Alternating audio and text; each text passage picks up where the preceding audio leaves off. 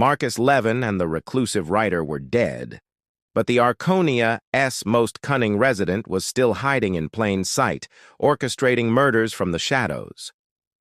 The Arconia had always been a symbol of prestige in Manhattan, its grand architecture and luxurious apartments drawing celebrities, wealthy collectors, and ambitious professionals.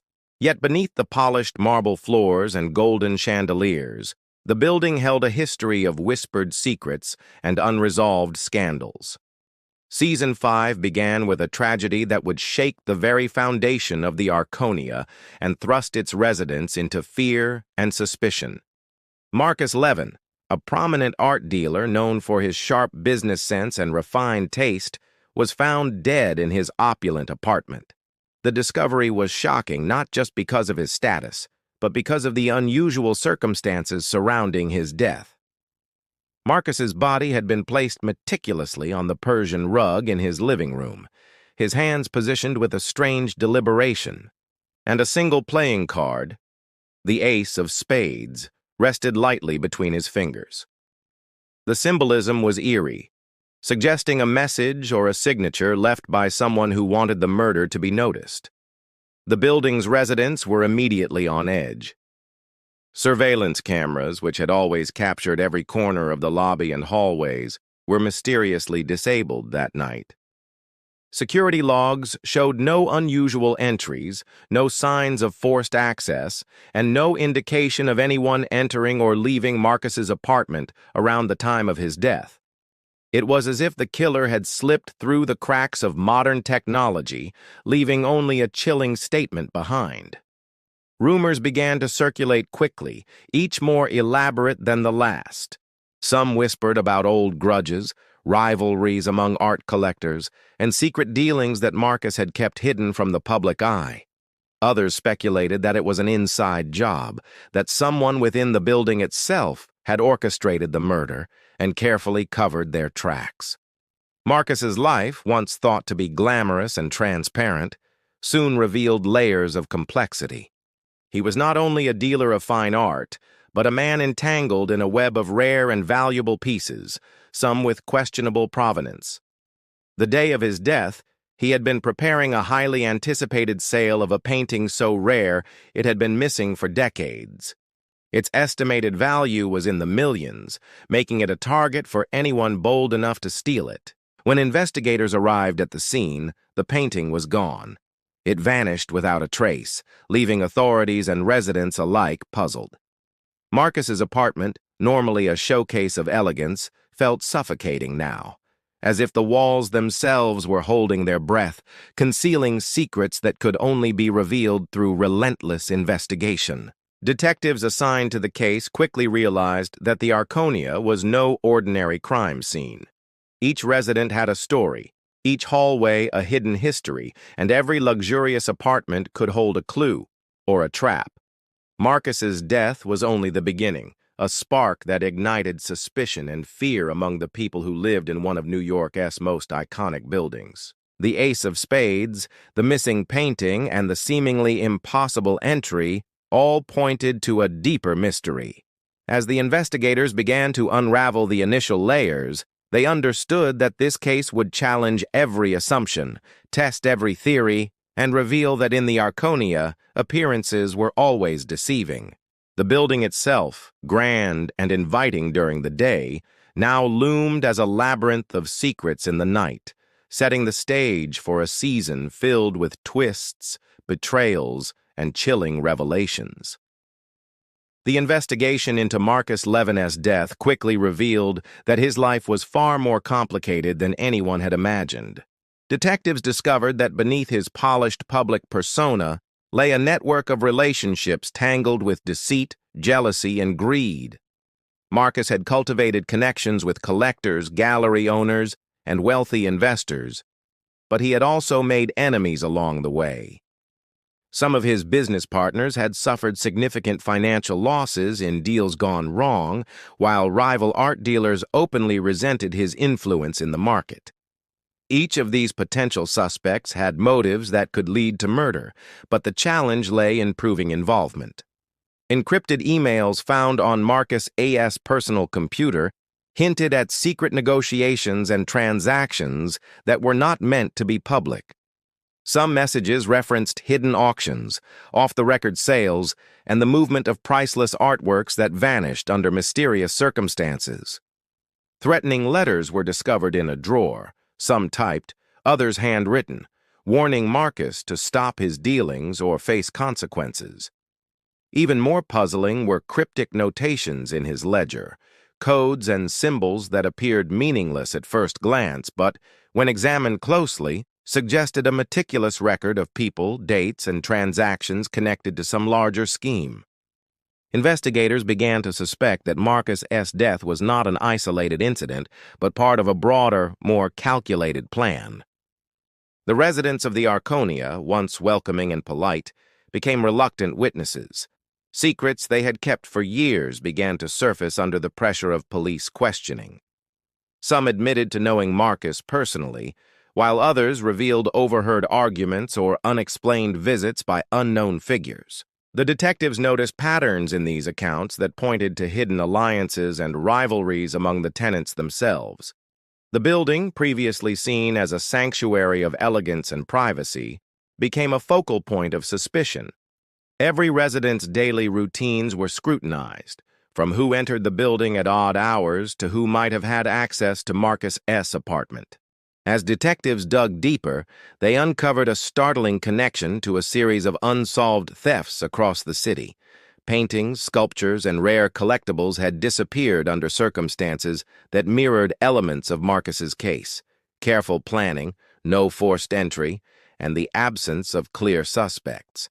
It became increasingly clear that Marcus's death was linked to these crimes, suggesting that the motive extended beyond personal vendettas or jealousy.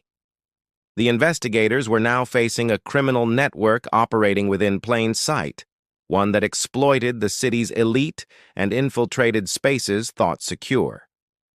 Despite the mounting evidence, the motive remained elusive. Was Marcus killed for the missing painting? Or was his murder part of a more personal vendetta? Each clue seemed to raise more questions than answers. Investigators realized that understanding the relationships Marcus had built over his life was crucial. They had to untangle years of deception, betrayals, and half-truths to uncover the killer. The building itself seemed almost complicit in hiding the truth, its luxurious halls concealing the lies of its residents, each step through its corridors bringing the detectives closer to a revelation that would shock everyone.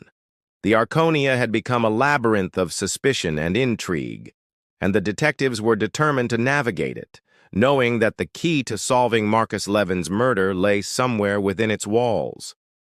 Weeks passed after Marcus Levin's murder, and the tension in the Arconia grew thicker with each passing day. Residents walked the halls with caution, glancing over their shoulders as though the walls themselves might betray their secrets. Just as the investigation seemed to reach a stalemate, a second shocking event shattered the fragile calm. A reclusive writer, known for chronicling the hidden histories of New York's elite, was found dead in his penthouse. The discovery sent waves of panic through the building.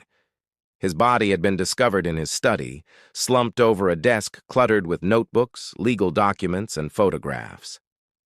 A cryptic note, pinned to his jacket, contained a series of symbols and a brief, chilling message hinting at a conspiracy that connected Marcus S. death to the upper echelons of the Arconia S. residents. Detectives immediately recognized a pattern. The murders were not random, and both victims had stumbled upon secrets that someone wanted hidden. The reclusive writer had been researching Marcus Levin and had documented conversations, transactions, and sightings that exposed more than just the art world's underground dealings. Every note he left was a breadcrumb, pointing toward a larger, shadowy figure known only as the Curator. Little was known about the Curator, except that he, or perhaps she, had the ability to manipulate people, cover tracks, and orchestrate thefts on an almost impossible scale. Evidence suggested the Curator had a personal vendetta against Marcus, but the motives remained unclear. The detectives combed through decades of tenant records, old lease agreements, and archived letters. It became evident that connections ran deeper than anticipated. Some of the building's oldest residents had been linked to transactions that involved rare artifacts and secret auctions, while newer tenants had coincidentally intersected with Marcus's business ventures. Even mundane interactions like shared deliveries or casual conversations in the lobby now held potential significance. Investigators realized that nearly every resident could be more than a bystander. They could be pawns or accomplices in a meticulously designed scheme. The investigation also revealed hidden passages and secret meeting spots that had long gone unnoticed. Detectives discovered that the building's basement, often used for storage, contained concealed rooms and forgotten hallways. These hidden spaces suggested clandestine gatherings and the movement of valuable items under the radar. Residents who once seemed trustworthy were now under suspicion, their motives hidden behind polite greetings and social charm. Each discovery added layers of complexity, creating a web of deceit that stretched far beyond what anyone had imagined. As detectives analyzed the second victim's notes and research, a portrait of the curator began to emerge, a figure who was patient, intelligent, and dangerous. The curator had anticipated Marcus's moves, followed the writer's investigation, and remained several steps ahead of law enforcement. Every new piece of evidence seemed calculated, as if part of a narrative carefully designed to confuse and intimidate. The Arconia, once a symbol of glamour and security, had transformed into a maze of secrets, betrayal, and unseen manipulation. The detectives understood that uncovering the curator's identity was not just about solving murders. It was about exposing an invisible force that had haunted the building for years, orchestrating events from the shadows and leaving a trail of fear that would test the limits of even the most experienced investigators. The investigation reached a turning point when detectives uncovered a secret passage behind a bookshelf in the Arconia's basement. It was a discovery that seemed pulled from a novel, a hidden corridor that had gone unnoticed for decades. The passage was narrow and lined with dust-covered crates, each marked with cryptic symbols matching those in the reclusive writer's notes. Inside were boxes filled with stolen artworks, letters, and surveillance footage, all meticulously organized. It was a treasure trove of evidence, revealing a pattern of thefts and manipulation that extended far beyond Marcus Levin's murder. Every artifact told a story, and every story led investigators closer to understanding the scope of the criminal network operating within the building. The surveillance tapes were particularly revealing. They showed Marcus meeting with someone in disguise, a figure whose face remained hidden beneath a hood and shadows. The individual moved with precision, executing tasks quickly and disappearing before anyone could identify them. Even more unsettling, the tape suggested that Marcus had known his visitor personally, interacting without fear as if he trusted them. Forensic analysis of the footage revealed fingerprints that had been deliberately altered, a level of planning that hinted at a professional and calculating mind. Detectives realized that this was not the work of a random killer. It was someone who had spent months, if not years, planning every detail. As investigators reviewed the contents of the secret passage, they began to piece together the intricate web of deception. Letters indicated that certain residents had been unwittingly complicit, providing access or information without knowing the full extent of the scheme. Old photographs and documents revealed connections between tenants, tracing interactions that spanned decades. The Arconia, once considered a safe haven, had become a stage for manipulation, betrayal, and criminal enterprise. Each discovery added layers of complexity, suggesting that the murders were just the surface of a deeper, more sinister plot. Tension within the building escalated. Residents who had once been cordial now eyed each other with suspicion. Daily routines were scrutinized. Hallways and stairwells became strategic observation points, and casual conversations were dissected for hidden meaning. The detectives understood that the killer was still within their reach, blending seamlessly into the fabric of the Arconia's social life. Everyone had the potential to be the orchestrator of this elaborate scheme, and any misstep could reveal the truth or result in another tragedy. The clues converged toward a startling realization. The killer had intimate knowledge of the building, its residents, and the timing of events. The Curator, the shadowy figure identified through prior investigation, was not just a planner, but a master manipulator who had orchestrated a network of silent collaborators and unsuspecting witnesses. The detectives recognized that exposing this individual would require a careful balance of strategy, observation, and psychological insight. The stakes were high. The next move could either end the string of crimes or unleash chaos among the residents. Every artifact, every hidden room, and every coded message pointed to the same conclusion. The Arconia's elegance was a mask, and beneath it lay a network of greed, obsession, and danger, waiting to be unraveled. The breakthrough came unexpectedly, sparked by a seemingly minor detail overlooked in the early stages of the investigation. In the chaos of the first crime scene, detectives had noted a small insignia on the back of Marcus Levin's missing painting, but it had been dismissed as an inconsequential mark. Revisiting the clue with fresh eyes, forensic analysts discovered that the insignia matched a symbol found on a membership card from an exclusive underground art club. The card was traced back to one of the Arconia's residents, a person who had maintained a flawless public facade for years. The discovery shifted the investigation into high gear. Every past assumption was reevaluated, and the focus narrowed on a single individual who had skillfully blended into the building's social fabric while orchestrating a complex and deadly plan. Confronted with mounting evidence, the resident could no longer maintain the veneer of innocence. Under intense questioning, they revealed a meticulously plotted scheme to recover and sell stolen artworks while framing others for Marcus's murder.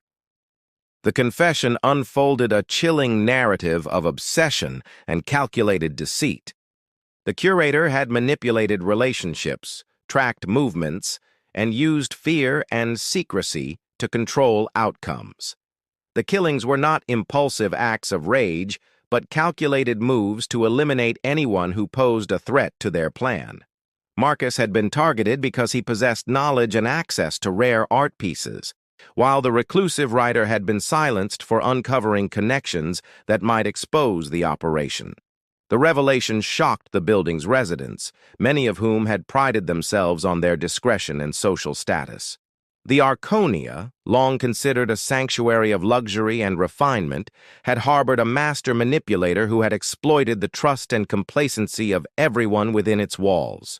Investigators pieced together how the Curator had used hidden passages, coded messages, and strategically planted evidence to mislead authorities and create a climate of suspicion.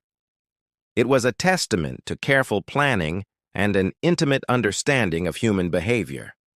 Residents realized that their everyday routines, neighborly greetings, casual conversations, even shared amenities, had been manipulated to serve a hidden agenda.